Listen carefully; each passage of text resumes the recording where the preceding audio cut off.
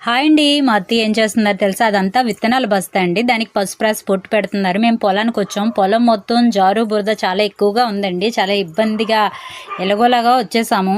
ఇదేంటంటే మొత్తం అంతా పొలం అంతా దున్నడం అయిపోయిందండి. ఇప్పుడు ఏంటంటే విత్తనాలు వేసుకోవడానికి అక్కడ మట్టిని తీసుకుని వినాయకుడిని తయారు చేసుకున్నాం. మేమే కొబ్బరికాయ కొట్టి బెల్లం పెట్టి మనం తెచ్చిన విత్తనాల్లోవే 3 భాగాలుగా వినాయకుడిని పెట్టిన తర్వాతే పొలం విత్తనాలు వేయడం స్టార్ట్ చేస్తామండి. అవి ఏంటంటే మనకి ఇంకా ఉడుపులు అవి ఉండవు. ఈ రకంగా అయితే డైరెక్ట్గా మనకు కోతలే. అవి ఏంటంటే దుక్కు దున్నినప్పుడు ఇగో 20 ఒక 30 విత్తనాలు తీసుకొని అందులో వేసుకొని మళ్ళీ యథావిధిగా క్లోజ్ చేసుకోవాలండి.